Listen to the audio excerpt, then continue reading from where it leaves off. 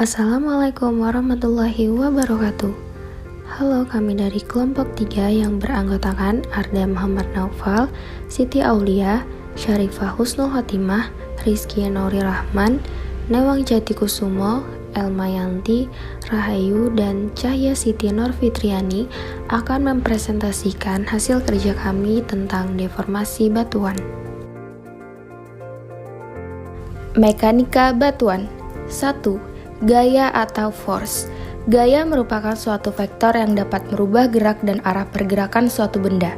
Gaya dapat bekerja secara seimbang terhadap suatu benda seperti gaya gravitasi dan elektromagnetik, atau bekerja hanya pada bagian tertentu dari suatu benda, misalnya gaya-gaya yang bekerja di sepanjang suatu sesar di permukaan bumi.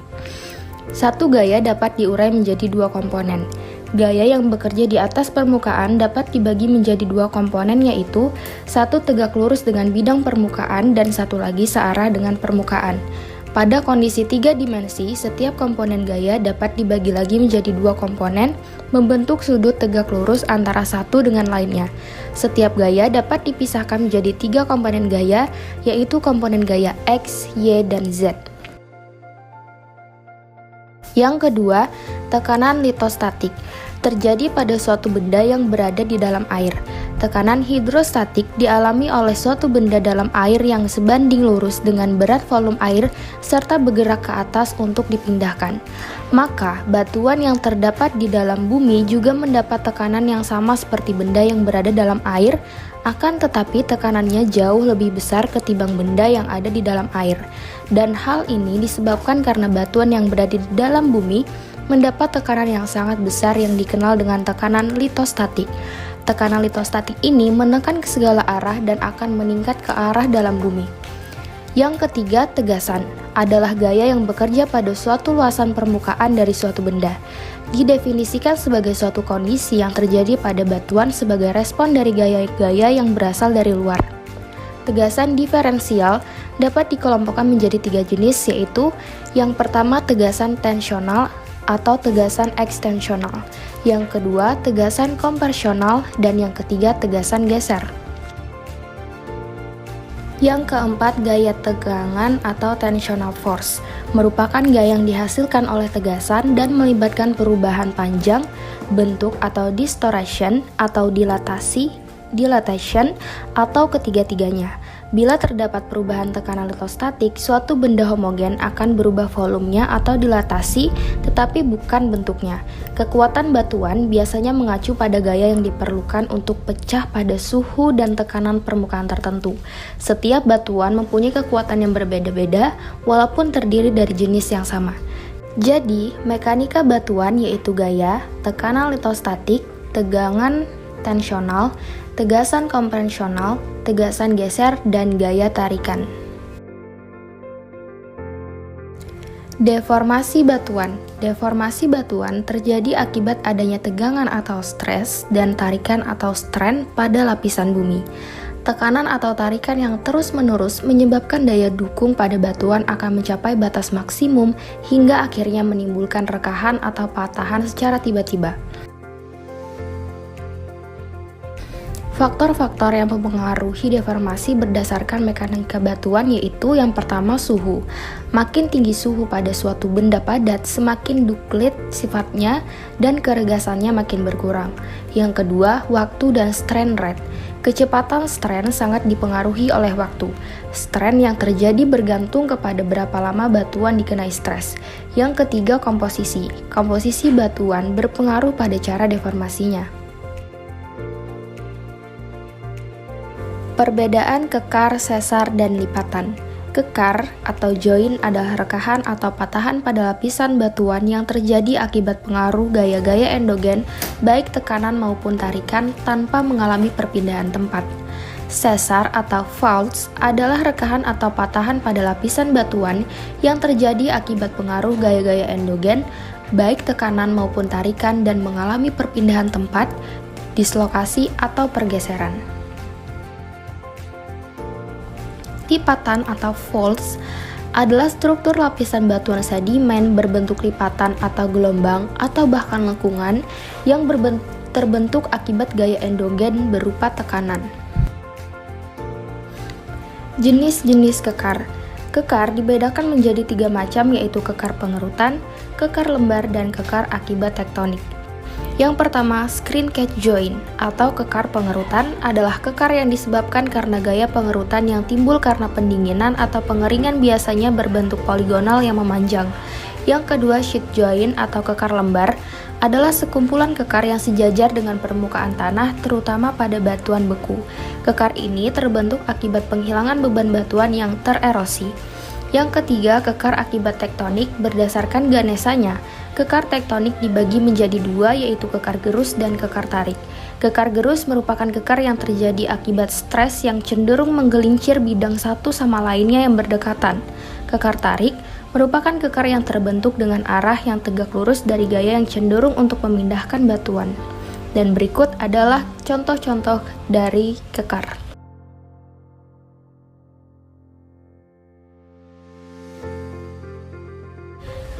Jenis-jenis sesar. Klasifikasi Anderson membagi jenis sesar menjadi 3 macam. Yang pertama, sesar normal atau normal fault. Sesar ini mengalami pergeseran yang dipengaruhi oleh gaya gravitasi.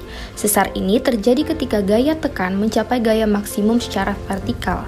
Yang kedua, sesar naik atau reverse fault atau thrust fault. Sesar jenis ini ditandai dengan salah satu blok batuan bergeser ke arah atas dan blok batuan lainnya bergeser ke arah bawah.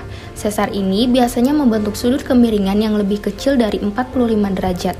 Yang ketiga, sesar mendatar atau strict slip fault. Sesar mendatar adalah sesar yang arah pergerakannya sejajar.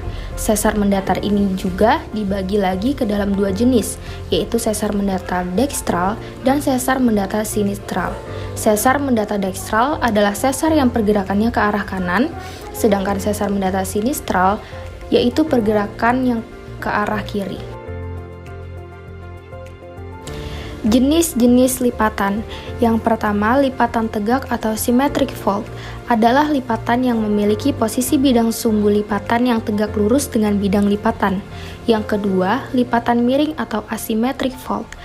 Lipatan miring adalah lipatan tegak yang memperoleh tekanan secara terus-menerus sehingga bentuknya tidak lagi tegak melainkan miring ke salah satu sisi. Yang ketiga, lipatan isoklinal atau isoklinal fault. Lipatan isoklinal merupakan lipatan yang memiliki bidang sumbu yang sejajar satu dengan yang lainnya. Yang keempat, lipatan rebah atau fortune fault.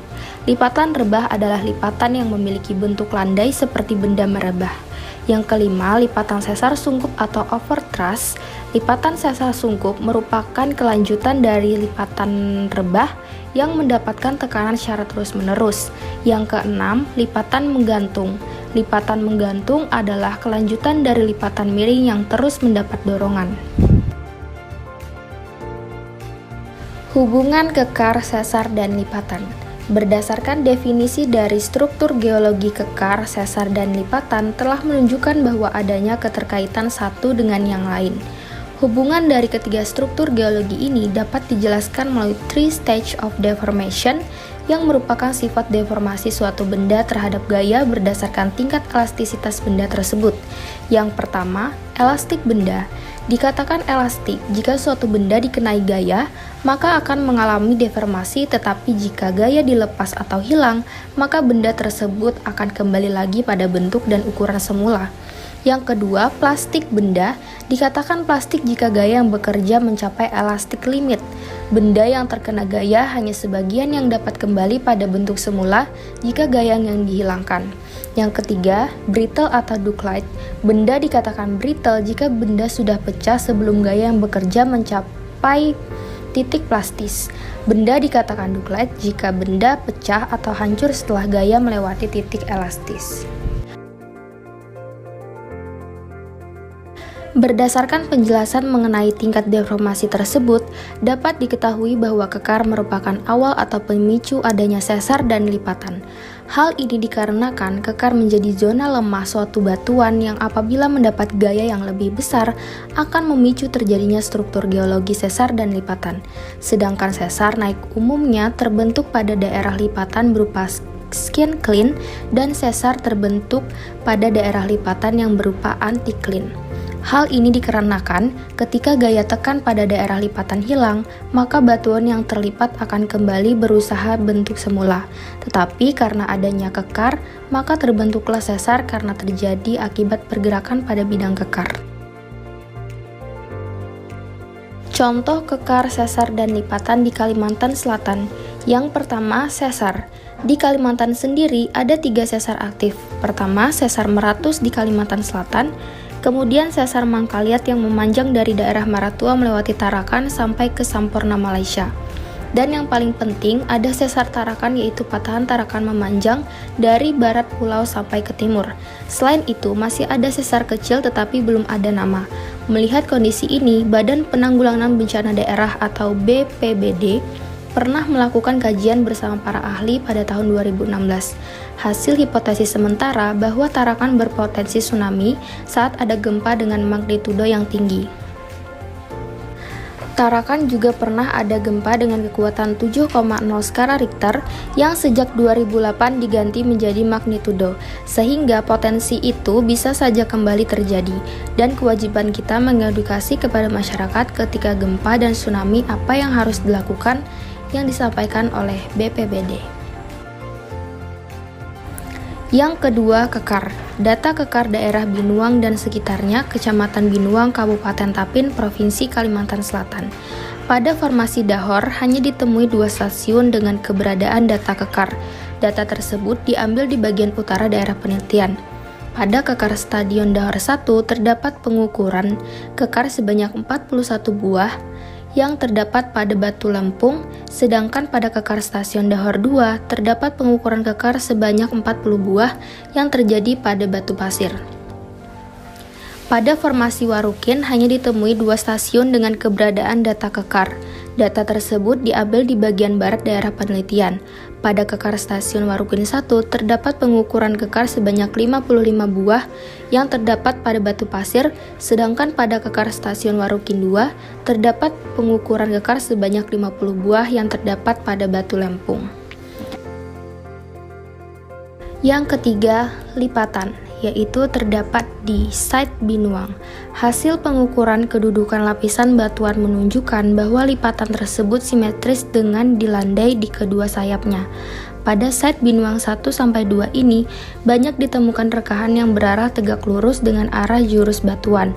Rekahan ini umumnya paralel, bukan lebar atau rekahan teratur. Rekahan ini merupakan fraktur Clefaick yang terbentuk akibat terlipatnya batuan. Rekahan ini banyak ditemukan pada batuan pasir yang memiliki sifat kompeten.